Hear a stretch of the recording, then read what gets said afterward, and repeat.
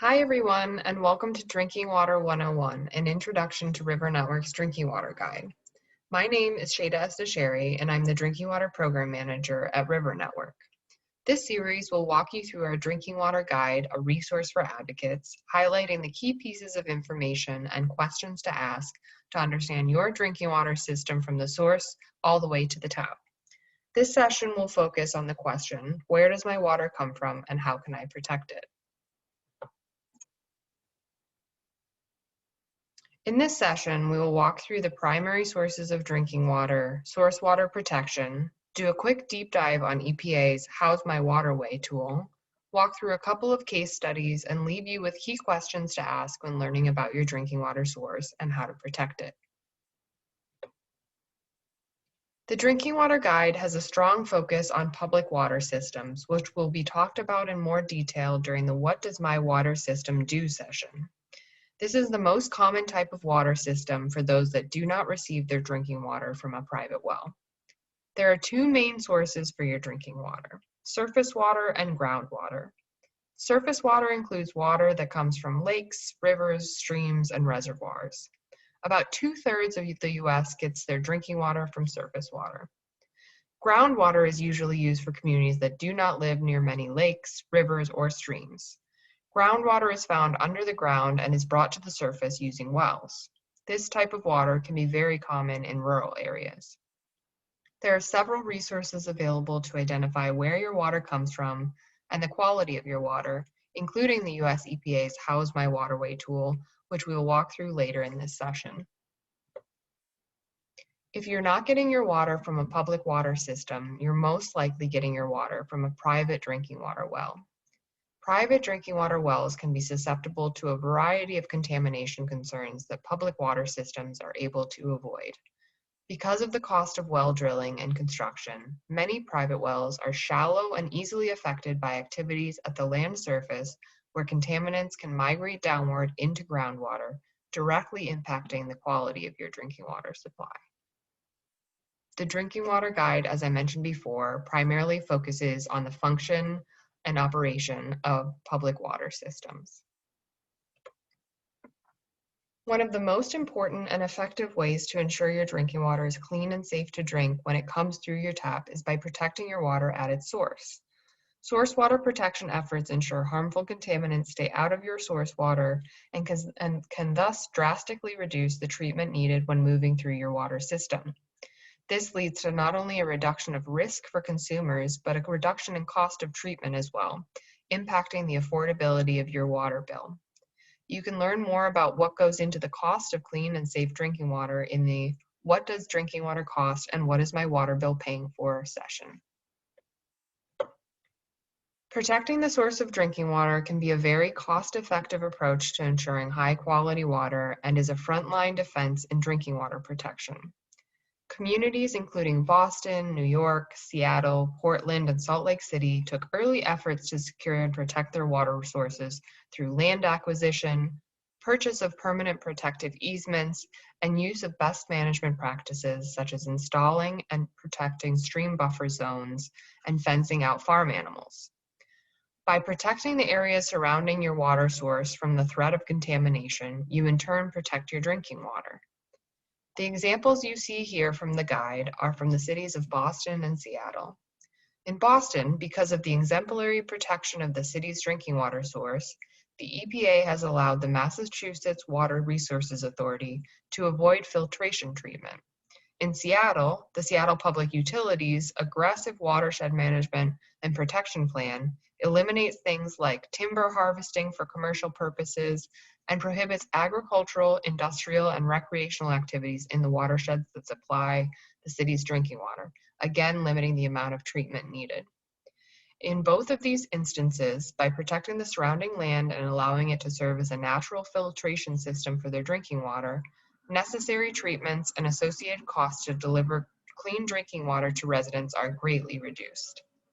These preventative approaches can help water systems improve the sustainability of water resources, engage with the broader community, build customer confidence, and save costs.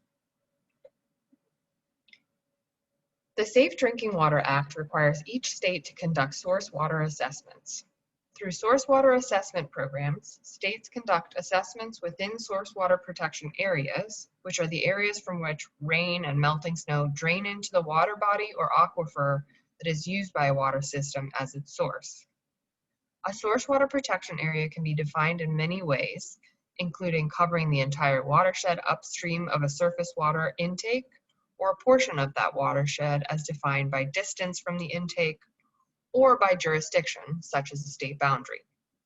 Source water assessments are conducted for all public water systems under the state's jurisdiction. We'll cover more requirements for protecting your drinking water in the session, what frameworks are in place to make sure a water is safe to drink. Now I'm going to very quickly walk you through a tool recently released by the EPA to help you identify your water source and any potential concerns. This is the EPA's How's My Waterway site, found at mywaterway.epa.gov.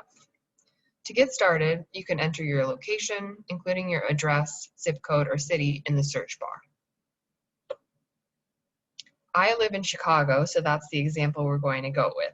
You can see here that the tool navigates me to this page with an outline of my watershed, the dashed line, and tells me that there are 3 water bodies within my watershed, all of which are unfortunately impaired in some way.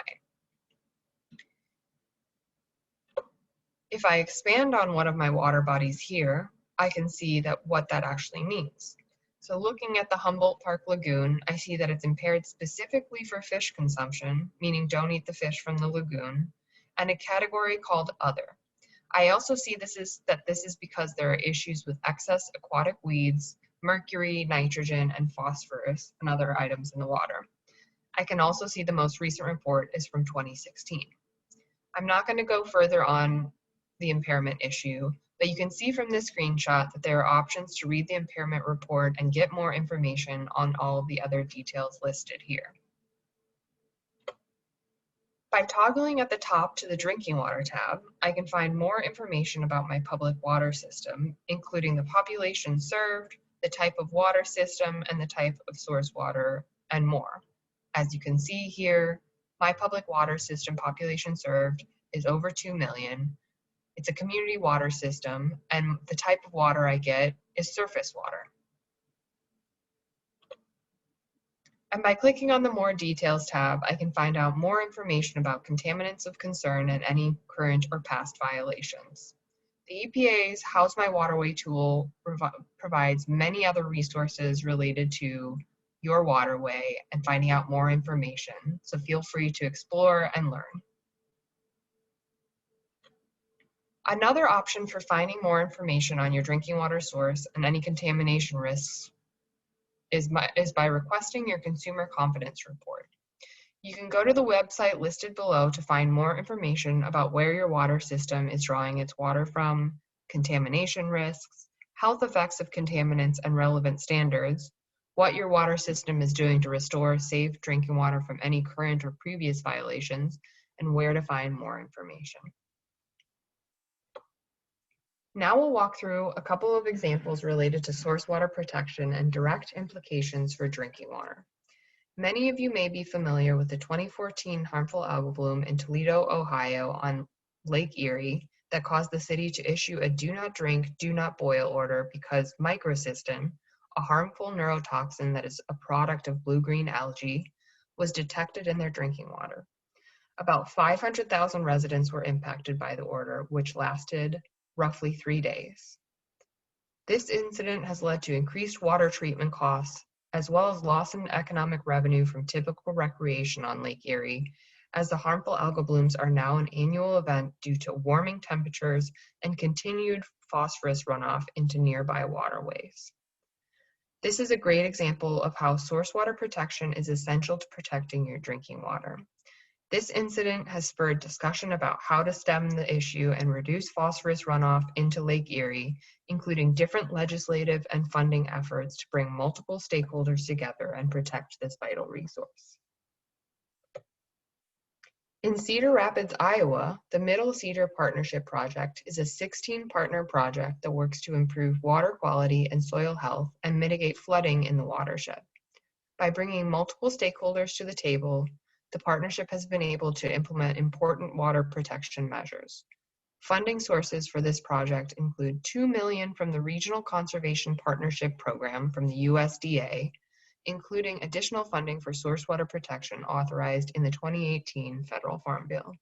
In particular, this partnership brought upstream and downstream users and the agricultural community to the table to ensure best management practices were consistently implemented to protect runoff of fertilizers into nearby waterways, thus protecting this community's drinking water source.